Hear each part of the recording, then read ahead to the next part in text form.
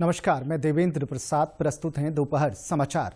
भारतीय विशिष्ट पहचान प्राधिकरण UIDAI ने परिवार के मुखिया की सहमति से लोगों को आधार में अपना पता ऑनलाइन अद्यतन करने में मदद करने के लिए निवासी अनुकूल सुविधा दी है। आधार में परिवार का मुखिया आधारित ऑनलाइन पता अद्यतन उन निवासियों के रिश्तेदारों के लिए बहुत सहायक होगा जिनके पास आधार में अपना पता अपडेट करने के लिए उनके नाम का सहायक दस्तावेज नहीं है। राशन कार्ड, मार्कशीट, विवाह प्रमाण पत्र, उम्मीदवार और परिवार के मुखिया दोनों के संबंधों और उनके नाम दर्शाने वाले पासपोर्ट जैसे रिश्तों के दस्तावेज का प्रमाण सुपुर्द करके आधार अद्यतन किया जा सकता है। रिश्तेदारी के दस्तावेज नहीं होने की स्थिति में भारतीय विशिष्ट पहचान प्राधिकरण एक लिखित फॉर्मेट में निवासी को परिवार के मुखिया द्वारा स्व घोषणा देने की सुविधा देता है। 18 वर्ष से अधिक की उम्र का कोई भी निवासी इस मामले में परिवार का मुखिया हो सकता है और अपना पता इस प्रक्रिया के माध्यम से अपने रिश्तेदारों के साथ साझा कर सकता है।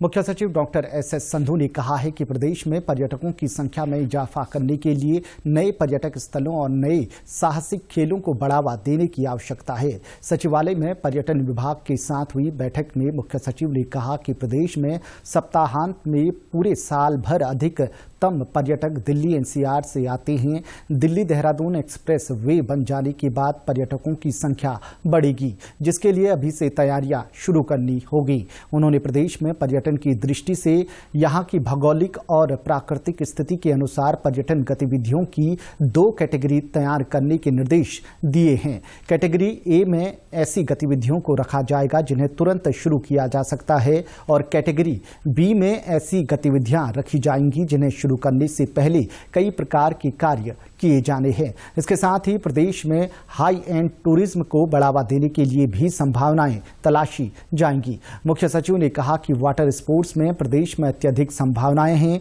टिहरी झील में वाटर बाइकिंग, पैरासेलिंग को तुरंत शामिल किया जा सकता है। उन्होंने कहा कि प्रदेश की खूबसूरती को दिखाने के लिए हेलीकॉप्टर और हॉट एयर बैलून से विभिन्न खूबसूरत पर्यटन स्थलों की एरियल व्यू की व्यवस्था की जा सकती है। मुख्य सचिव ने कहा कि पर्यटकों को प्रदेश में होने वाली सभी पर्यटन गतिविधियों की जानकारी एक जगह मिल सके, इसके लिए पोर्टल को लगातार अपडेट किया जाना चाहिए।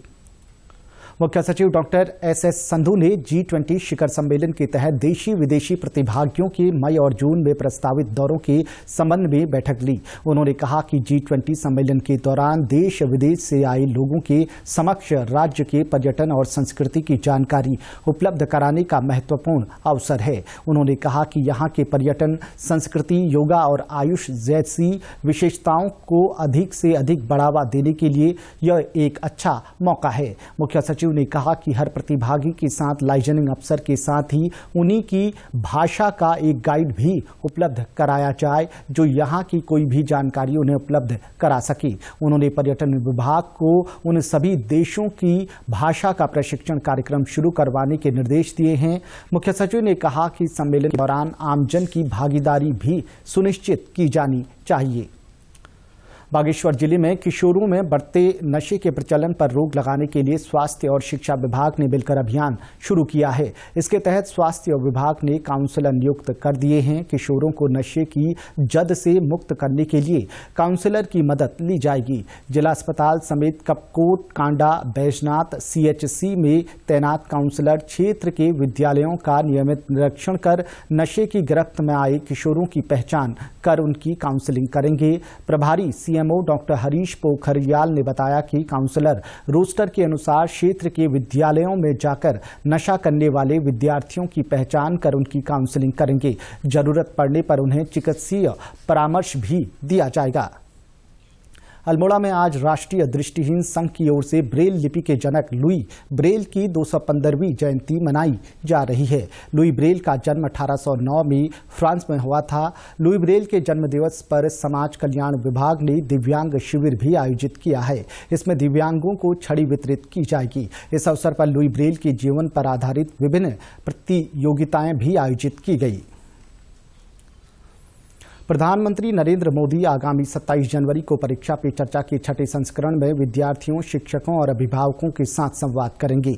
ये कार्यक्रम नई दिल्ली के कटोरा इंडोर स्टेडियम में आयोजित किया जाएगा। शिक्षा मंत्री धर्मेंद्र प्रधान ने ये जानकारी दी। प्रधानमंत्री ने एक अद्वितीय संवादात्मक कार्यक्रम परीक्षा पे चर्चा की परिकल्पना की, जिसमें देश भर के विद्यार्थी, अभिभावकों और शिक्षकों के साथ साथ विदेशों में रह रहे लोगों से भी बातचीत होती है।